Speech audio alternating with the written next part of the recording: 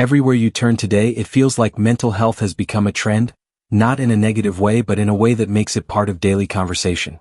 Teens scroll through TikTok, Snapchat, YouTube Shorts, and Instagram Reels and find endless videos telling them that anxiety looks like this, ADHD feels like that, attachment issues mean something else, and overthinking is a sign of something deeper. And slowly, without even realizing it, you start to wonder if every emotion you feel is a sign that you're mentally unwell. You begin to ask yourself questions that you never used to ask. Why am I nervous? Why does my heart beat fast? Does this mean I have anxiety? Why do I get distracted so easily? Do I have ADHD? It becomes a constant cycle of questioning your own mind. But the truth is, the digital world we live in is shaping the way teens understand themselves. And today on Majid Theories, we are unpacking one of the most important questions affecting young people around the world. Are teens genuinely becoming more anxious, or is social media making normal emotions feel like mental illness? Chapter 1: The Rise of TikTok Psychology. Over the past decade, short-form video platforms have changed how young people learn about emotional and psychological topics. In one swipe, you can go from entertainment to education, from comedy to therapy, from dancing to self-diagnosis. Many creators genuinely want to help their audience, but the format itself is the problem. Psychological concepts that normally take therapists hours to explain are being squeezed into 20 to 30-second clips, often oversimplified to the point of distortion. This creates a confusing mix of truth, exaggeration, and misunderstanding. A teenager who is shy suddenly thinks they have social anxiety. Someone who doesn't like loud environments believes they have sensory issues. A person who overthinks a text message now believes they have an anxiety disorder. And because these videos go viral, they feel credible, even when they lack context or accuracy. The internet has created a world where emotional vocabulary is everywhere, but emotional understanding is often missing. Teens grow up hearing terms like trauma, toxic, triggered, gaslighting, anxiety, bipolar, and attachment issues, but few truly know what these words mean clinically.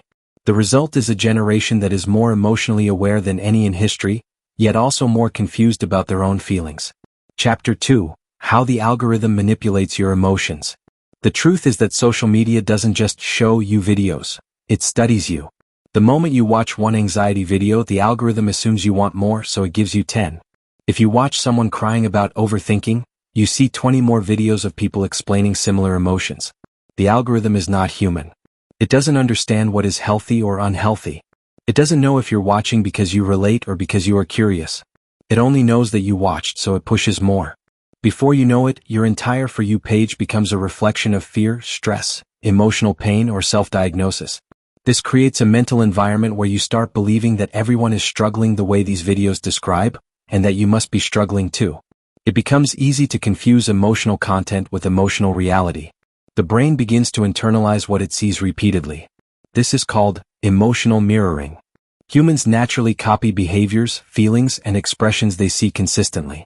So if your daily feed is full of stressed people, overwhelmed teens, and dramatic emotional storytelling, your brain begins scanning your own body for similar patterns, even if they aren't really there. A normal heartbeat feels suspicious. A moment of sadness feels dangerous. A day of stress becomes a crisis. You begin to interpret normal emotions through the lens of mental illness because the internet has trained your brain to do so. This is not your fault, it's how human psychology works. When you see emotional content repeatedly, your brain adapts to match it even when it's not accurate.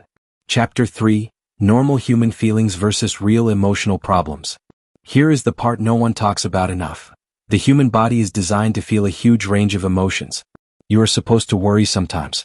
You are supposed to feel nervous before something important. You are supposed to overthink when you care too much. You are supposed to feel sad after a disappointment, irritated after a bad day, overwhelmed by school pressure, and shy in new situations. These emotions don't mean something is wrong with you. They mean you are alive, growing, and developing. But the internet tends to exaggerate these emotional states. A 30-second TikTok cannot tell you the difference between normal human stress and an anxiety disorder. It cannot explain the difference between being distracted and having ADHD. It cannot tell you the difference between being introverted and being socially anxious. And because teens are still developing emotionally, it becomes easy to misinterpret normal teenage feelings as symptoms of something serious. Actual emotional or mental health issues are deeper, more persistent, and affect daily functioning. Real anxiety is not just overthinking. It interferes with your ability to live your life.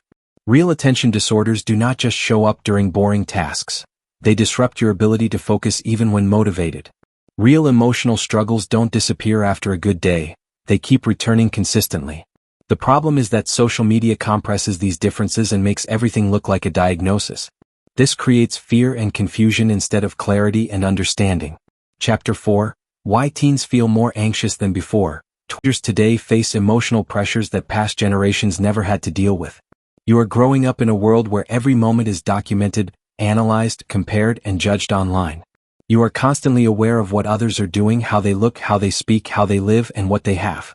Your brain is being stretched between school pressure, family expectations, social media comparison, relationship confusion, body changes, hormonal swings, and the pressure to figure out your entire future, all before you are even an adult. This naturally creates moments of stress, sadness, insecurity, confusion, and emotional ups and downs. But instead of learning how to understand these feelings, many teens turn to TikTok for emotional explanations. The problem is that TikTok rarely distinguishes between challenges that are part of normal teenage development and symptoms that require actual care. It creates a world where emotions become diagnoses and stress becomes pathology. Teens begin thinking they are broken, damaged, or mentally ill simply because they experience normal emotional turbulence. This false perception of fragility makes emotions feel scarier than they are. Instead of understanding your mind, you begin fearing it. Instead of trusting yourself, you begin doubting every feeling. Instead of building emotional strength, you begin relying on labels that don't truly define you. Chapter 5: The Danger of Self-Diagnosis. Self-diagnosis through social media creates several hidden dangers. The first is that it makes you believe something is wrong with you even when your emotions are completely normal. This belief alone increases anxiety. When you start thinking your feelings are symptoms, those feelings intensify. Second, it reduces your confidence. Instead of trusting your own ability to handle life, you begin to feel helpless, as if every emotion requires a label or explanation from the internet.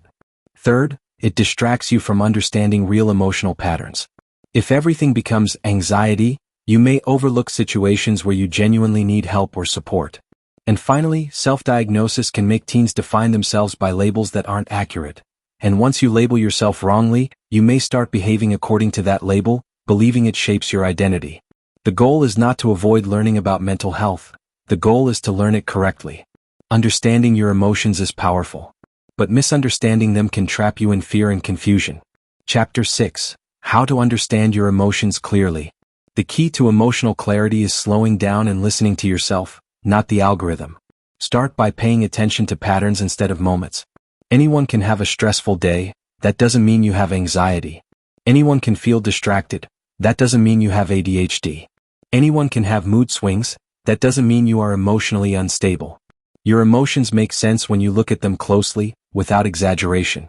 If certain feelings repeat often, disrupt your life, or leave you stuck for long periods, then it's okay to seek guidance. But if your emotions come and go with life's challenges, that's part of being human. Limiting emotional content when you feel overwhelmed helps clear mental noise. Talking to a trusted person gives you real perspective.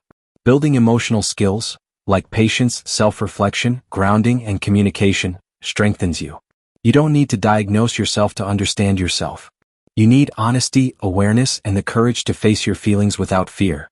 Your mind is not broken. Your emotions are not failures. You are growing, learning, and becoming stronger than you realize. Final message. The teenage years are a roller coaster of emotions, but that doesn't mean something is wrong with you. The world may try to convince you that every feeling is a disorder, but your emotions are part of your story, not a diagnosis. Social media doesn't get to define your identity. Influencers don't get to label your mind. And algorithms don't get to decide your mental state. You deserve peace, clarity, and understanding. And you deserve to know that what you're feeling is human. This is Majid Theories, reminding you to trust yourself, understand yourself, and never let the internet tell you who you are. Thank you for watching. See you in the next video.